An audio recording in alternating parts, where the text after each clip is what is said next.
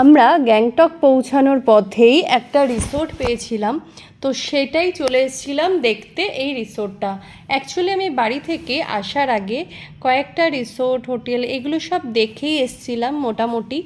তো সেই কারণেই তার মধ্যে থেকে কিছু সিলেক্ট করে তো সেখানেই এখন চলে এসেছি। এই রিসোর্টটার নাম হলো মে ফেয়ার রিসোর্ট।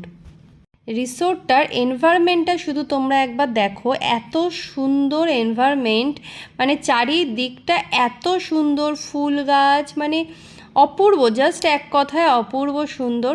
তো চলো তোমাদেরকে আমি নিয়ে যাচ্ছি ভিতরে, গিয়ে দেখাই তোমাদেরকে। বাইরের এনভায়রনমেন্টটা তো তোমাদেরকে দেখালাম, এবার ভিতরে নিয়ে যাই।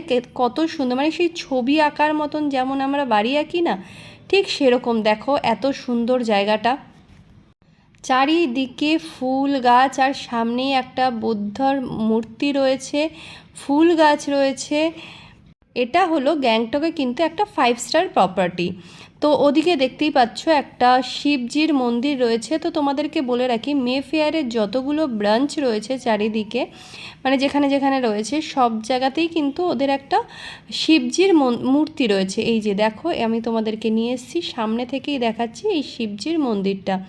তো সব জায়গায় ভীষণ সুন্দর পুরো জায়গাটা। এবার আমরা চলে এসেছি রিসেপশানে। ভাড়াটা কেমন, কীরকম কস্ট, রুম কীরকম কস্ট, সেটা তোমাদেরকে জানাতে। তো দেখতে পাচ্ছ ওনারা বলছিল, তো তোমাদেরকে আমি বলি, এখানকার পার ডে রুম কস্ট ছিল 17,000 প্লাস জিএসটি, মানে ওই মোটামুটি ধরো তো পড়বে 20,000-এর মতো, ঠিক আছে। তো ইটস টু মাচ কস্টলি, সত্যি কথা বলতে এটা আমার মনে হয়েছে যে পার ডে বিষয়। আর আমরা যেহেতু 4 জন ছিলাম, তো আমাদের একটু বড় রুম দরকার হতো, মানে 4 বেড, মানে 4 জন থাকার মতন রুম দরকার ছিল।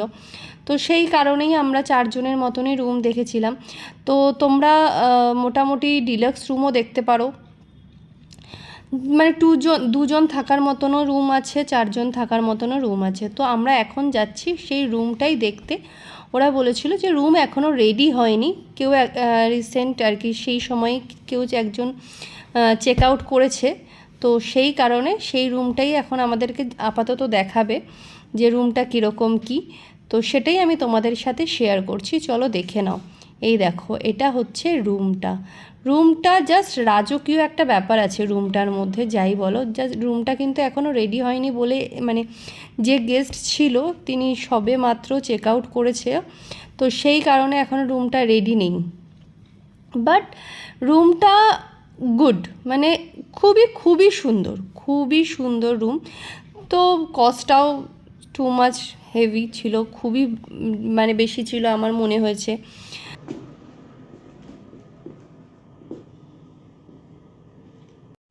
এই মে ফেয়ার রিসোর্টটা কিন্তু গ্যাংটকের এমজি রোড থেকে মোটামুটি 10 কিলোমিটার ডিস্টেন্সে ছিল। তো আমরা প্রেফার করেছিলাম যে এমজি রোডের কাছাকাছি একটা রিসোর্ট বা হোটেল নেওয়ার জন্য। তো সেই কারণে কিন্তু আমরা এই রিসোর্টটা বুক করিনি।